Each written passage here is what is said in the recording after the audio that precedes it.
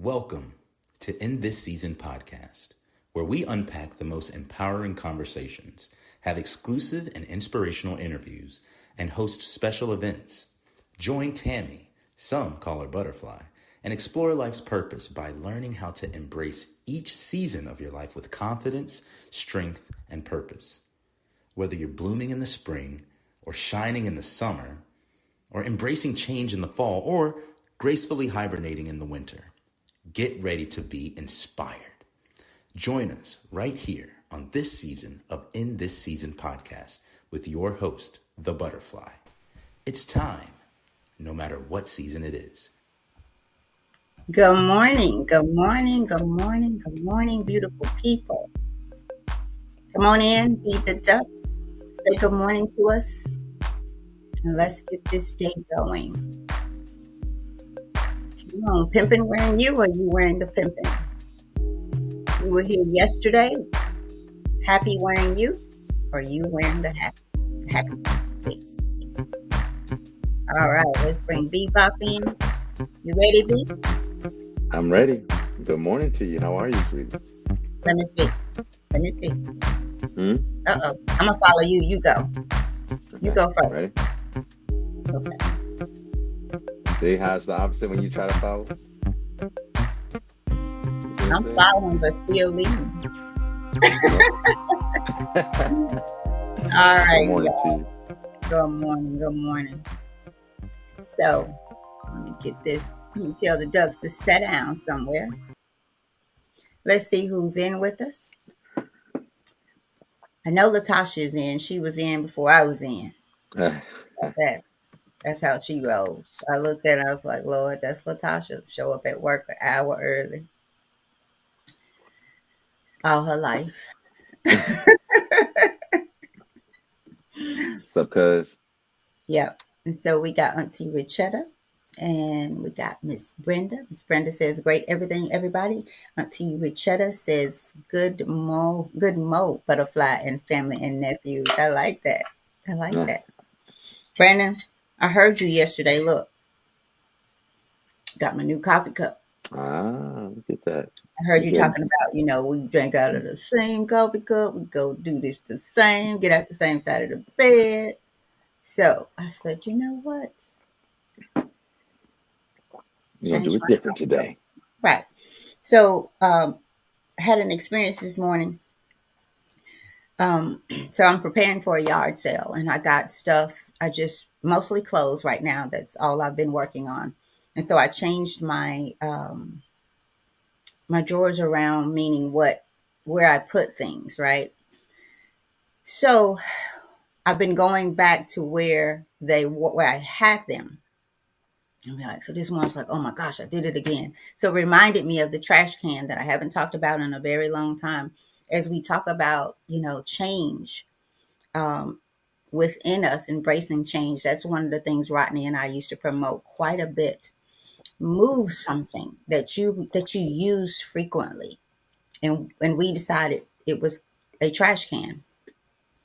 And monitor how often you go back to the place you moved it from. Mm-hmm. Monitor that and use it as an example of knowing or being more intentional about your life and the choices that you make. Is it coming from your subconscious mind? Because these are the things you need to start asking yourself. Right? Your new self, the one that you're becoming. How is this serving my life, what I want to do, how I want to be, how I want to respond to life? Because if you remember, your subconscious mind controls you. It controls you. It tells you what to do, if it needs to do that anymore, right? Because cruise control, we get on, Brandon said we get out, Joe Dispenza, we get up from the same side of the bed. We go the same way to work. We think the same. We do the same. We feel the same. We are the same. And then we want to know, why aren't our lives changing, or we're not feeling better? right? So I just wanted to share that, Brandon. And yesterday, our affirmation was today, I will multiply the emotion of kindness. The emotion. I thought that was interesting when I looked back over it yesterday after the show. The emotion of kindness, the emotion of everything. We can just say the emotion of your feelings, the emotions of your feelings.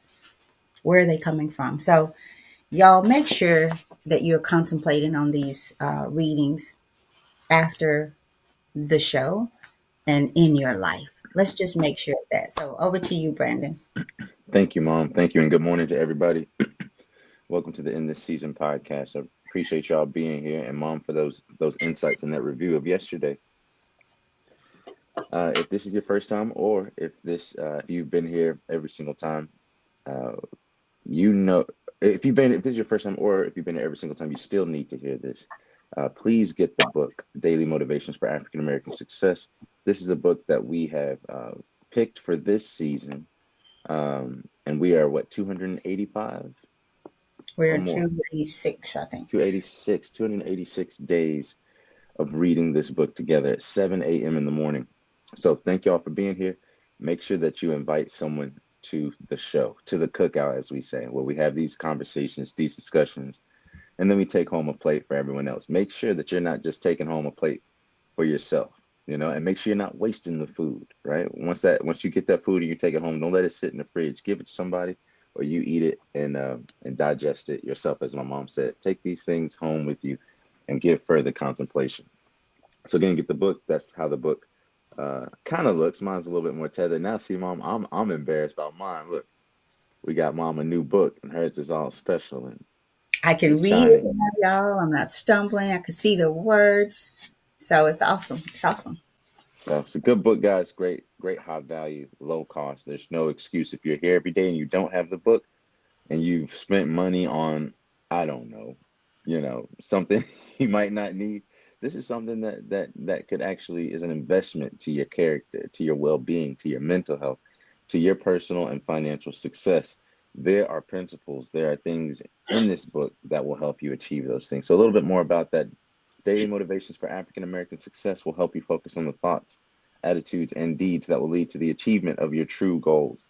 In 365 short, powerful motivations, one for each day of the year, Dennis Kimbro, who's the author of Think and Grow Rich, A Black Choice, leads us to discover how to use the present moment and our own gifts to transcend labels, cultivate a positive attitude, become wise enough to know when to say yes and when to say no, and to look inward for answers to life's challenges. So each motivation begins with words of wisdom from such distinguished and celebrated African Americans as Malcolm X, Marion Wright Elderman, Whoopi Goldberg, Charlene Hunter Galt, Bill Cosby, Carl Rowan, Mother Hale, Reverend Leon Sullivan, and hundreds of others. This treasure trove of practical inspiration will give you fresh encouragement every day of the year. What it teaches will last you a lifetime.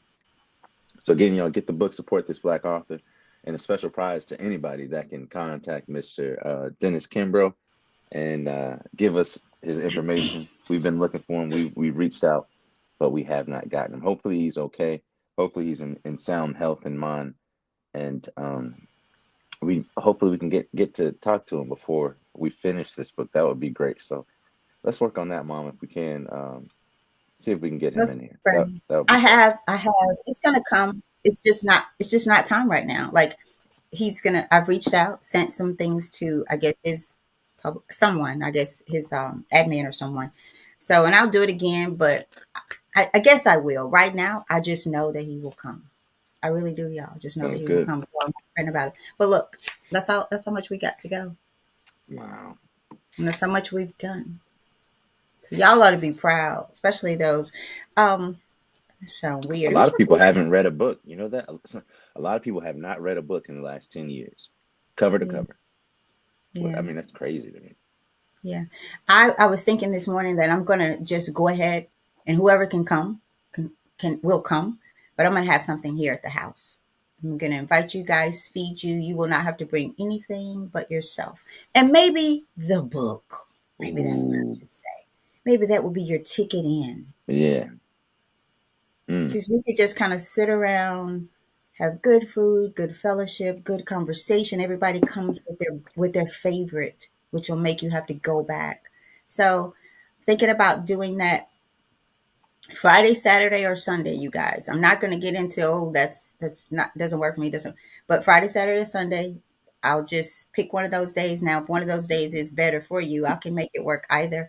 But I'm just going to invite you guys over, and we're going to have good food, good fellowship, and just connect. So it will be within the next 3 to 4 weeks for Mm. sure. You have my word on it, God willing. My stomach is gonna keep you accountable. Yeah, my mama can cook. I don't know if y'all have ever had my mother's cooking, but I promise you, if you get this kind of cooking anywhere else, it's gonna cost you a whole lot more than a book. So make sure that you guys come and enjoy yourselves and have some good fellowship. And mom, that's exciting to me. That sounds like some good fellowship, some good food, Yeah, some good faith, some good family. So yeah. let's do it, y'all. Let's jump into the show today. This is November 12th. Let's see what the title is today. Do it now. Do it, do it now. Do it now. And our quote comes today from Ethel Waters, the singer, dancer, and actress, who said, "Many people know how to criticize, but few know how to praise." Many people know how to criticize, but few know how to praise. Why do we find it's so much easier to compliment the dead than the living? Mm, At funerals, the friends and family members gathered cannot say enough about the deceased. During life, however, all those qualities that now draw praise usually went unnoticed. On her deathbed, after a lifetime of love and devotion to others, Ida B. Wells, a journalist and a social activist of her day, left this inspiring message. Loving praise is the best medicine. Don't wait too late. Be generous with kindness, but cautious with criticism. Life is as sacred as death. It's appropriate to remember a departed one fondly, but it's even better to say what we have to say while the person can still hear it. People don't become better or more deserving in death than they were in life. Living, not dying, is what makes us praiseworthy. It is no small thing to fall in love, to raise a family, to strive to assist others, to live each day with all its mundane routines as well as we can. We need to say all those loving words and express all those loving thoughts on this side of death. The dead are beyond the daily struggle and thus beyond any need of encouragement. It is we, the living, who must depend on each other for mutual comfort and support. If we have a word of appreciation to offer, let us say it now. And our affirmation for today says, "Today I will share my thoughts of love and respect before it's too late." I'll say that again. Today I will share my thoughts of love and respect before it's too late. Over to you, Mom. Do it now. whew, Don't get too deep on us now. I guess mm. like you're about to take a Wow. dive. This I is like a it though. yeah. This one because all right. So we often say here, um, and for me outside of here, and this is deep for all of us. Like really, you guys. This is truth be told. This is every one of us, right? As to how we perhaps maybe not now, but I know for me, I've started to look at death differently, and what really kind of well, maybe the journey started before this time, but we're doing something here. I don't know if Monique is on listening, but her mother, my aunt Phil, I was not able to, who was like another mother for me growing up. And so when she passed, I was not able to go. because Brandon was graduating and it was just, I couldn't go.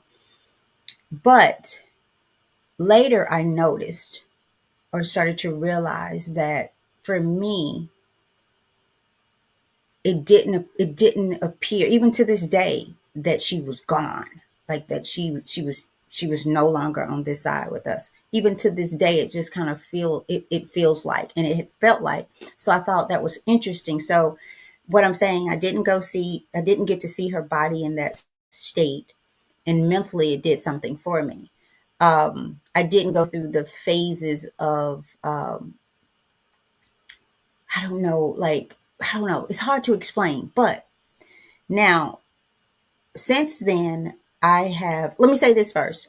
We will say here that we will spend hundreds of dollars to go to someone's funeral. And sometimes someone who we hadn't even talked to in months, that we got some beef with, right?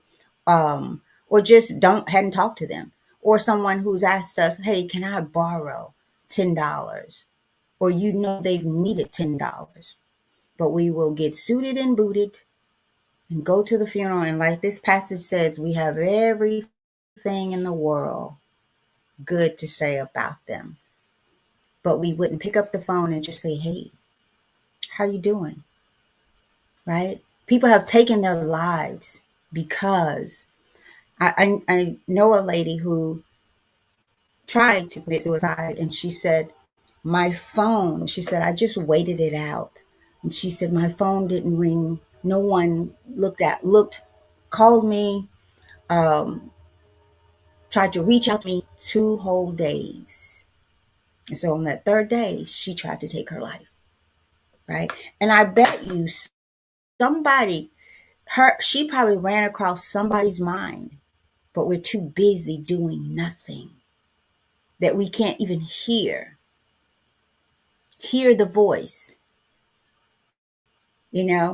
Happened to me with an acquaintance, someone that I was getting to know, and we played phone tag, and then to the point where it was my time again to call her, and so too busy. And then I got a call from a friend and said, I got some bad news. She was gone. So while I'm running around doing a lot of nothing, and she was sick, like she was sick, we thought getting well, but I was too busy, too tired from being too busy to reach out. So I'm going to say this, and not just with y'all, let's love on people.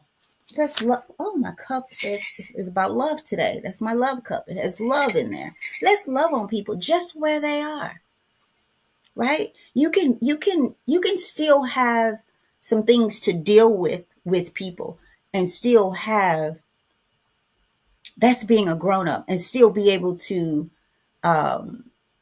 be in their presence. Right? The way you feel about someone does not have to change your actions of love for them. That's grown up movements, right? Because why? I've needed someone's grace in my life because I'm in my feelings, right? I did I often think about some things here and there that I'm like, Tammy, where were you in that phase when you were acting this way because of something else? I wasn't in the emotion of love, of grace.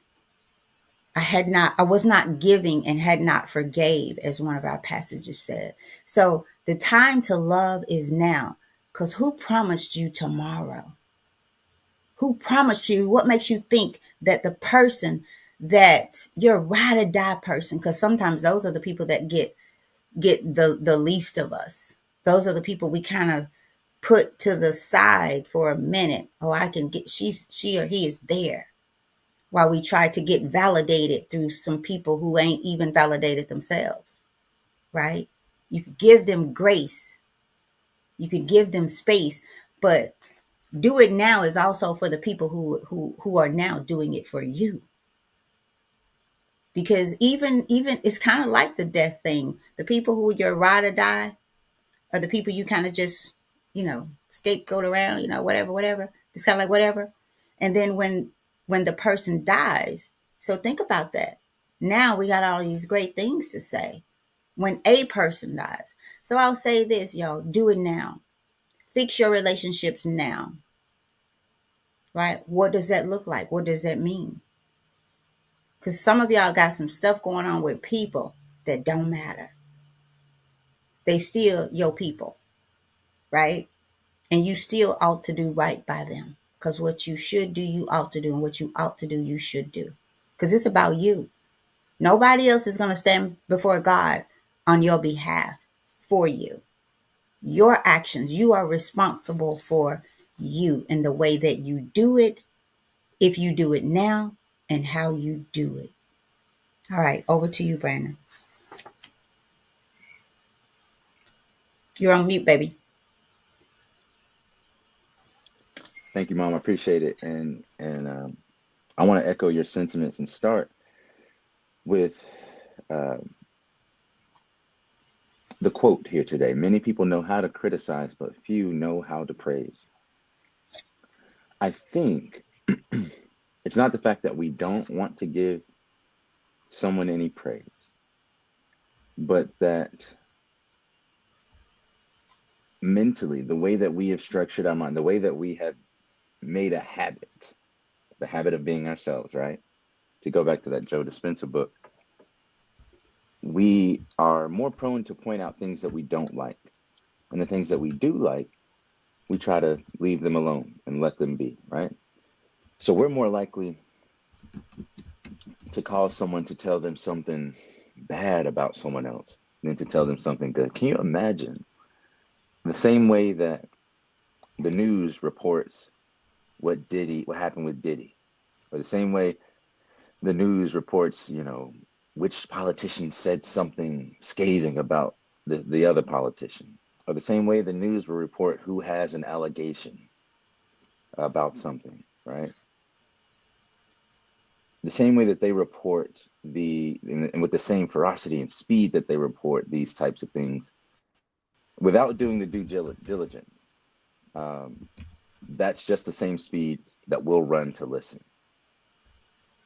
And so we kind of self-fulfill this cycle of because they put that out because it gets them ratings. It gets them to be able to see more eyes on their channel, because there's something that seems to be within us that loves the shock value.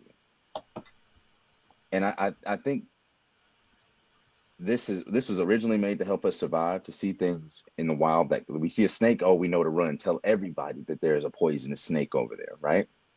But not so much of, hey, there's some good soil over there. We could grow, especially if you already have a garden. So the way I look at this is that, do we really know, and how soon do we forget once we do know, the power of life and the sacredness of life before death comes to us?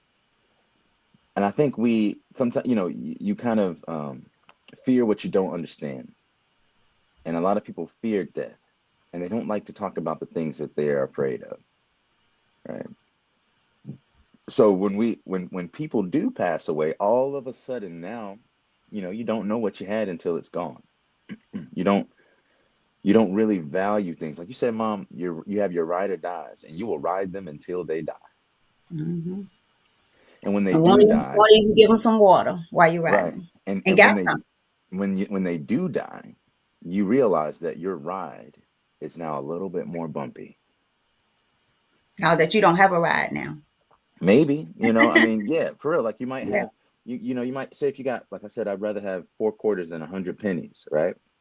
And maybe what it is that we've become too diluted amongst other people and even amongst ourselves. Diluted by meaning everybody's my friend. Everybody is, in the same category, has done the same for me, and you don't understand the rights that certain people have on you, like your family. Your family has a right for you to check on them. Your elder, and I'm speaking to myself first, your elders have a right for you to check on them. These children in our lives, whether they be nieces and nephews and Mm-hmm. siblings, or even our own, they deserve, right, to be checked on, to be, hey, how was your day? How are you doing in school? Um, and that makes more of a difference.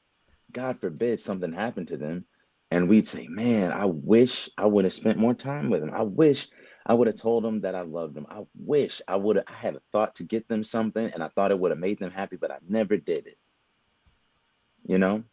And what I'm discovering is the people that do that are overburdened because everyone else isn't doing it.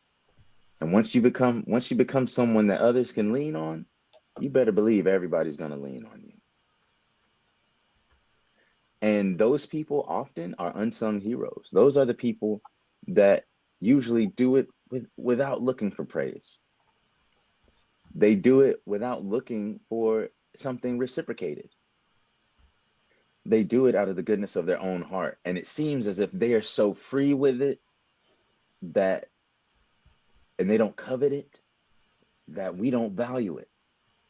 It's almost like we only value things that are hard to possess. But imagine like the girl that runs away from you, right? The girl that you might want, or women, the man that you just had your fancy for, right? If that man just crazily started pursuing you, a lot of us, or if that woman started pursuing you, a lot of us would find that, oh man, it takes a little bit away. They love the thrill of the chase. You see what I'm saying? But it's when someone's there, loving you, doing the things that they need to do, um, being protective and honoring you, respecting you, where it becomes very easy to discount that love, that respect, that honor, that dignity, because it's coming so free and it's so abundantly. And so we think, oh man, if it's not scarce, it ain't worth nothing. Mm-hmm. You know, if it's not hard for you to give, then it doesn't mean anything to me. And then once it's gone, you're like, wait a minute, that was everything. Have you ever heard the cry of a son who didn't visit his mother for a year until her funeral? Have you ever heard that cry at a funeral? Have you ever heard the cry of a husband who didn't value his wife and then she passes away, or a wife that didn't respect her husband and how hard he worked until he was gone, and she realized the gap, the hole, not just in her heart but in her life, and what she did on a daily basis, and how this man made her life easier. How his Sundays were like Mondays, and while everybody else was resting and enjoying their day, he's preparing the family for the week. The reason that everyone can relax is because this man or Big Mama or whoever is cooking dinner for everybody. And when she's gone, man, the food don't taste the same. When he's gone, man, that bill don't get paid on time. You know what I'm saying? And we miss out on all these small things. So sometimes you might feel gratitude, but not know why you're grateful, why you feel that way. You just know that this person brings goodness to your life, but you don't know quite what to say to them. But I promise you, if they said Mm-hmm. something you didn't like, you would know exactly what to say. And I think it's in many cases where if there's something good, it's like, okay, we feel somewhat entitled to it. Oh, my day should be fine. Everything should go just the way that I wanted it. Oh, that person should show up just right there, you know? And it's easy to take that for granted and not be like, thank you. Thank you so much for being there, for thinking enough of me to call me and check on me. Thank you for being this upstanding character. And I like the reference that it made to Ida B. Wells here. And I don't know if you guys, so Ida B. Wells said this on her deathbed: loving praise is the best medicine. Don't wait too late. Be generous with kindness, but cautious with criticism. And this, she said this on her deathbed. And I don't know if you guys know the story of Ida B. Wells. Um, but even though she died in Chicago, she spent a lot of time in Memphis. She lived in Memphis for a great deal of time, or for an impactful time in her life. And what kind of spurred her, if I'm not mistaken, what kind of spurred her writing, right? Her critique of American consciousness and American life here was what was called the People's Grocery lynching. I grew up in Memphis not knowing this until my wife and I worked in South Memphis, and a block or two away from the urban farm that we were working with. It's a USDA certified organic farm that provides fresh food and produce to the poorest zip code in the city of Memphis. But about 2 blocks away, there's this place. It looks like a corner store. And there's this marker there. And it's like an old marker, historic marker. And if you read the title, it says the People's Grocery. And what happened here was 3 men who were great friends of Ida B. Wells, businessmen, Black businessmen, business owners, made the fatal mistake at that time of opening a grocery store and being successful too close to a white grocery store. And so these men were lynched by a white mob. They were lynched by a white mob. And the last words, if I'm not mistaken, from reading that marker, was of one of the men was to tell my people to go. I think it was to go west or go north or something like that. But because there's no justice here. And so Ida B. Wells, that spurring her kind of revolutionary approach to writing articles and her critique of America, that's what spurred it. And so to have her listed here, I think is, I don't know if Dennis Kimbro meant to do that, because much of her career started after the lynching of those men, in protest against the extrajudicial lynching of those men, the unlawful and unjust lynching of those men. And so I wonder what she thought about what she said to those men, or what she didn't say, and how that might have impacted her. So don't, value these people, because death is going to change us in some way, especially if people are close to us. But don't allow someone's death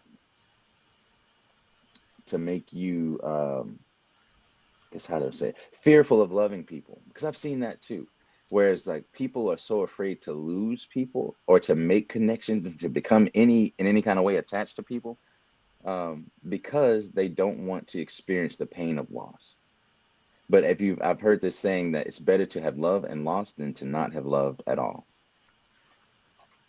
And part of love is longing, is loss. But if we don't love openly and freely, we're not living the full human experience. So tell people that you love them. Find an excuse to give a compliment. We have this culture of checking in Memphis where, we almost give out. It's almost seen as a loving gesture to talk about people. You see your friend, and as they walk up, you're just checking them as they walk up, and then y'all dap up and then say what's up, and then y'all checking each other as you leave. But imagine just flipping that one day, and I don't know where it comes from, and I participate in it too sometimes with my guys, and we're doing it all in jest. But I wonder if one of them passed away, and the last thing I did about them was talk about whatever their nose or something they said, or I don't think it would do them service. I hate the feeling of knowing. I think about my great grandmother and my grandmother on my father's side, Irene and Beatrice. There's so much knowledge that they had. There's so much that they had to pass on. And one of the things that I think about is, did I get everything that I needed from them? Did I ask the right questions? Was there a gem or a treasure box that I didn't open up with them, that they wanted to depart? Was it something that they needed or a gesture of kindness that they wanted but never said anything because no one ever asked? Was there a conversation that needed to happen that could have blessed both of us that I didn't initiate? And I think a lot of times we evade the responsibility um, of maintaining ties between each other. Specifically, I mean family ties. You know, we have good friends and things like that, but I really, I want to focus on the family because that's foundational, I believe, to our health, our mental, spiritual, emotional health. So your family has a right for you to keep those ties. And many times we give the majority of our time to people outside of our family, not even, I mean, even outside of our friends and acquaintance. We'll sit there and miss the call and be looking at them calling. I'll call them back later.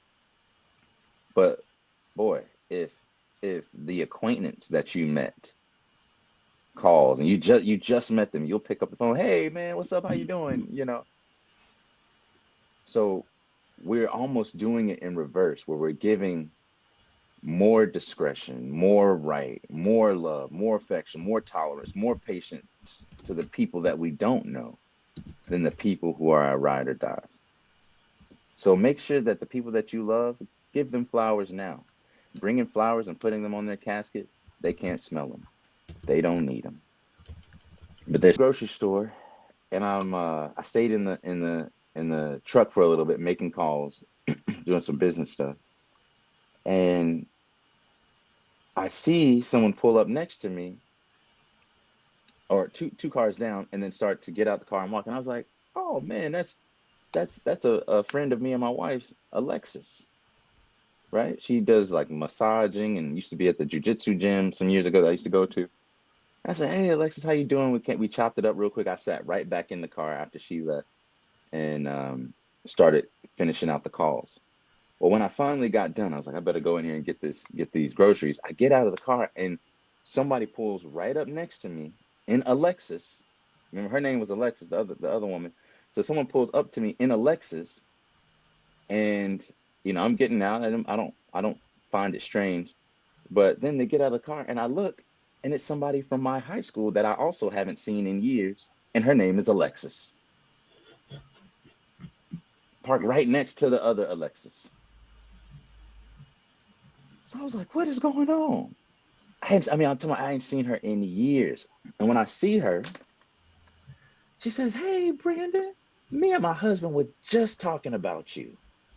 I ain't seen these folks in, I'm talking 10 years, y'all, more than 10 years. She said, me and my husband were just talking about you. I mean, just talking about you. Mm. And so I was like, and you know what the crazy thing is, I actually didn't figure out that it was two Alexises until I was in the grocery store with the two Alexises. And so I don't know why that happened. It's about as random as can be. I got the first parking spot, by the way, too, Mark. But Mm. I don't, so I was over there. I was like, what are y'all doing?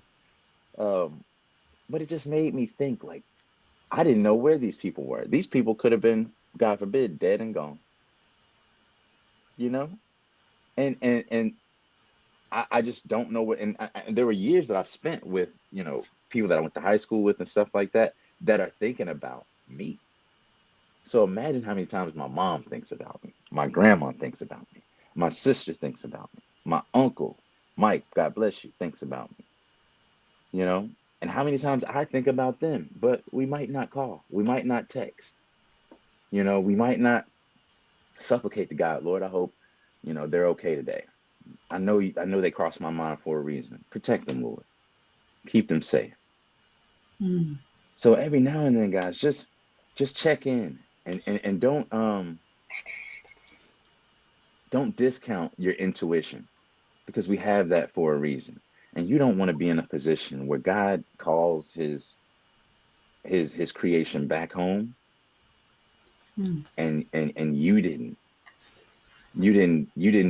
fulfill what you thought they deserved. You didn't honor the rights that they had. And I'll say this, I have a grandmother that lives 2 miles away from me. And another grandmother that lives a mile away from me. Not even that, y'all. And Brandon, I'm Brandon, just starting to get to the I point. just wrote for me to my reminder.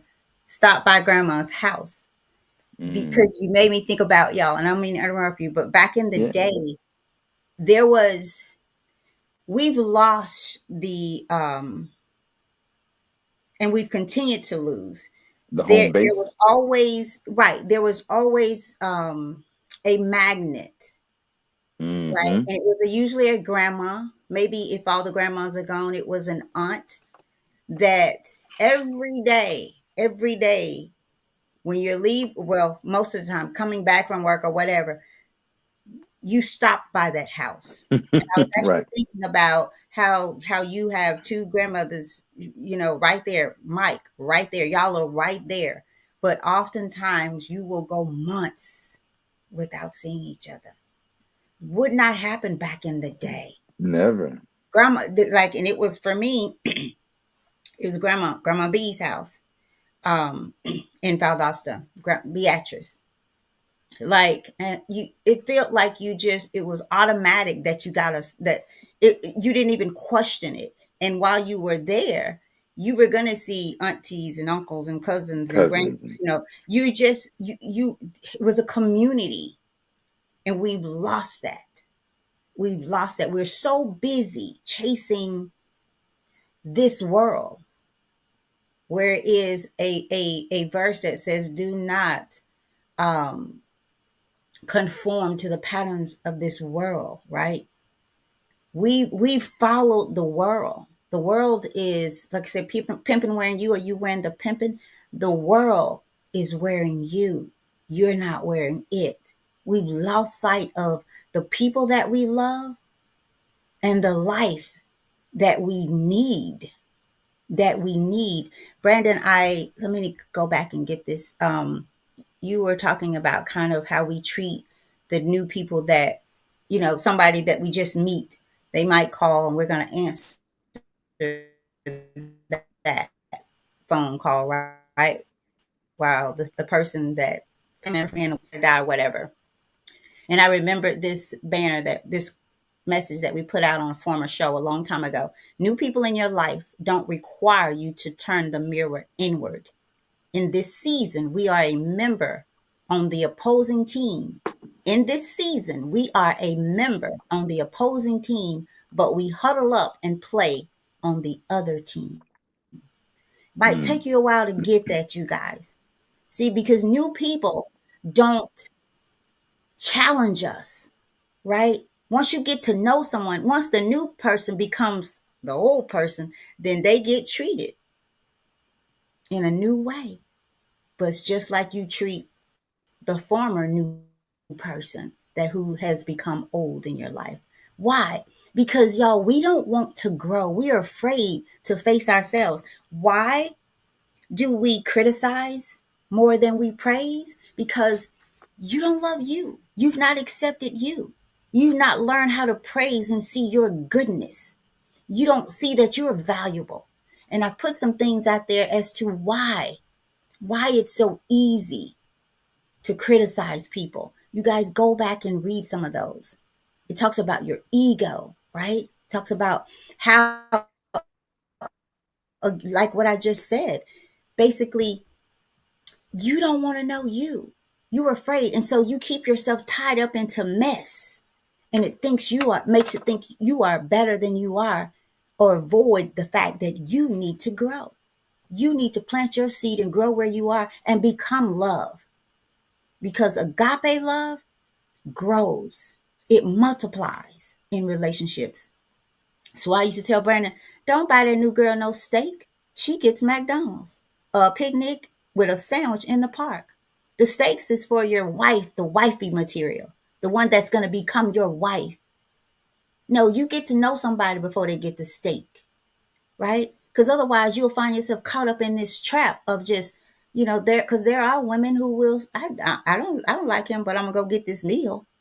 Well, you gonna get hot dogs, mm-hmm. right? There's nothing wrong with hot dogs, but your relationship and your love for people should grow, should get greater later. Because if you took me as your girlfriend to get the steak, right? When we get married, baby, we going to Hawaii. It should get greater later, but we sometimes we flip it.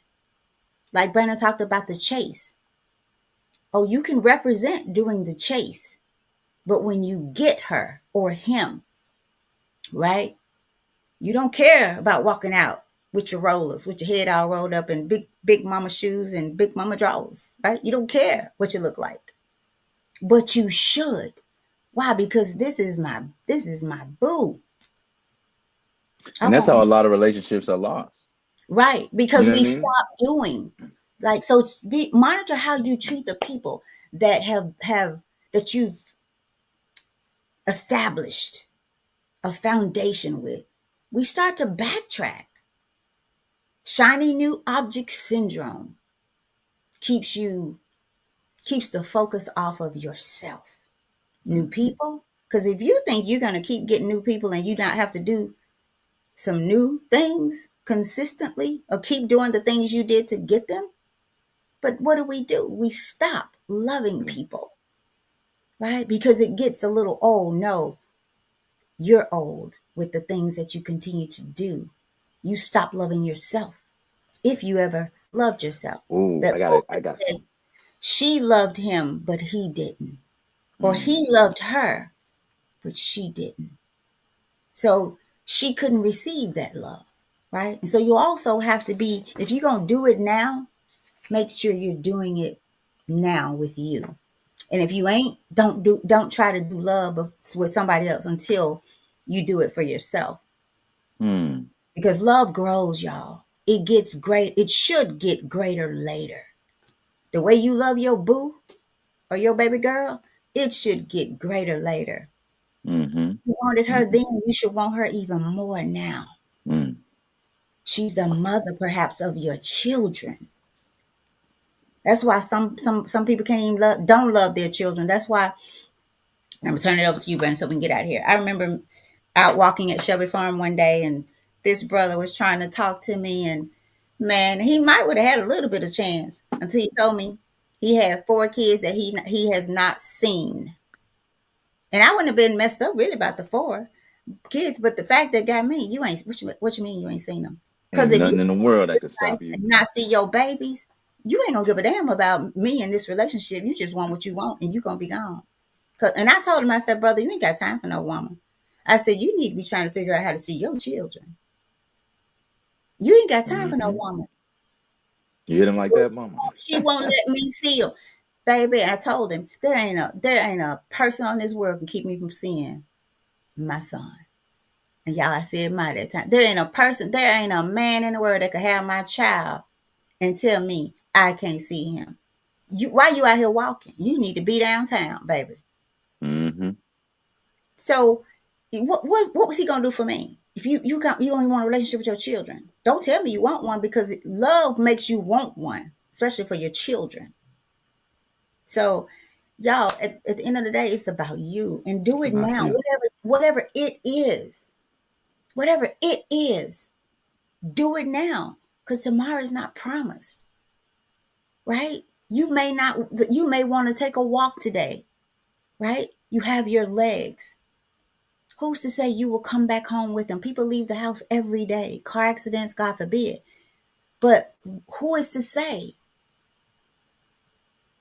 There's a song that says, tomorrow, better choose the Lord today, because tomorrow very well may be too late. Choose Mm-hmm. life today. Choose the people you love today, because tomorrow very well may be too late. Stop acting like children. Grow up. Wake up. Mm. Go I ahead. have Go something ahead. there, mom, about the children thing and about the shiny object syndrome. Is that what you called it? Shiny new object syndrome. It's a Shiny new whole thing. objects. It's a whole Right, thing. right. I remember Mm-hmm. hearing that. But people say that children deal with attention span, right? They have, they call it ADD, right? Attention deficit disorder. But I think as you get older and you become more of the world, you don't have ADD, you have IDD, which is intention deficit disorder. Mm. Our intention changes or dissolves or becomes more diluted the more that we know someone. You might have had a certain intention going there, but when you got used to them, that intention faded, right? And where attention goes or intention goes, energy flows. So, Yes. you know, you might have had an intention to see grandma, to call her and check on her more often, but that intention gets diluted with the shiny new object syndrome. Oh, well, I'll do it later. I just got to go get this extra dollar real quick. Or I got to go watch this football game. You know what I mean? I got to go do this or do that. Go buy this car. I need to focus on this. When at the end of life, when we've spoken about this before in the show, that when people are on their deathbed, boy, do they speak truth. And they say, and their if they have any regrets, the biggest regret is often that they were too busy to see their loved ones, to spend time and to cultivate and foster and protect and grow the relationships that meant the most to them. What is it to gain the world and lose your soul? What is it to gain all this money and lose your family? Right? What does that mean? All of this money and you can't, you will drive yourself insane because the shiny new object syndrome, when you're a millionaire, billionaire, it won't satisfy you because that was never a human need. It was a human want. And when we get our wants confused with our needs, we're in a ceaseless cycle of chasing our desires and our flesh that does not feed our soul, does not feed our heart, does not feed our mind and our mental and social health, does not bear any fruit on the community that we not only came from, but we have a responsibility to re-sow those same seeds or greater seeds so that they can grow for others. A healthy community and a healthy nation is when old men plant trees of love, plant trees of love, of care, of consistency, of concern and compassion. And if you're a compassionate person and you're not sharing that compassion with the people closest to you, then you Mm. might need to look in the mirror and ask what your intention is. Because you might have intention deficit disorder where you might have started with a good intention, but then it became about you. It was no longer doing the good deed. It was no longer, uh, you know, feeding the poor. What it came about you doing it, you know?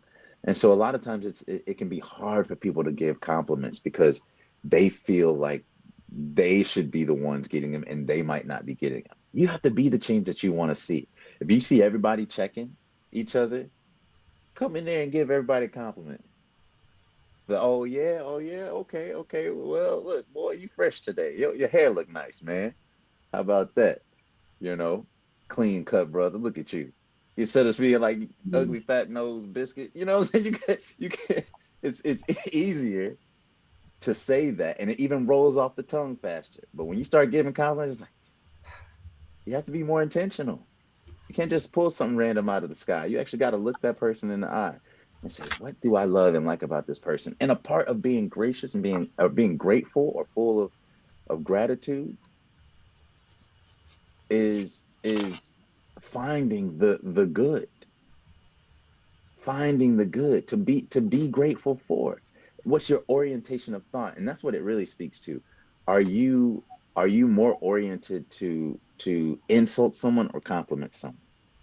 Try it today. Go and find an excuse to give somebody a compliment. Call somebody up that you know that you may have not spoken to in a long time. Say, hey, I just called to check on you. I thought about something that you did for me years ago, and it just really impacted me. It's one of the best memories I have for you. Don't say it at their eulogy. You know what I mean? Don't say it at their funeral. They can't hear it. They might not even remember that moment, right? Mhm. But if it touched you, let them know that you're grateful for it. It serves them no purpose to try to make them smell, to put a flower under their nose as they sit in a casket. You ain't doing nothing but corrupting the dead. You know what I'm saying? Brandon, Leave. personally, I think the flowers that we send, and not no, not talking, not downing death or anything. It does affect us, but it should first help us learn how to love the ones who are here better. It should. Oh, we Mhm. should always leave a funeral with a new perspective of life for the people, the gift of life, not just for the people, but for your life, right? Love harder, right? Because most times, I would say 99% of the times when we are experiencing death and preparing for funerals, it is more about us than it is Mm, the person who's gone. mm, You know, you are dealing with your guilt of not doing, not saying, not being, right? I and your grandmother, Miss Arlene told me this, you know, I'm gonna miss them. I need this, I mm-hmm. need this from them. Rather than gracefully, I had a brother tell me, and Brandon, we're gonna have to get out of here. And I'm sure he won't mind me using his name, Kevin Douglas. He and his father were so close. And when I heard of the passing of his father, you know, I sent him a message on Facebook just saying, "Hey, my brother," because I just thought he's going to be a mess, right? Because he and his dad just had a beautiful relationship. And he was like, "My sister, I'm fine. I Mm, released my dad. He's free, right? To go be free." And that was powerful to me. yeah.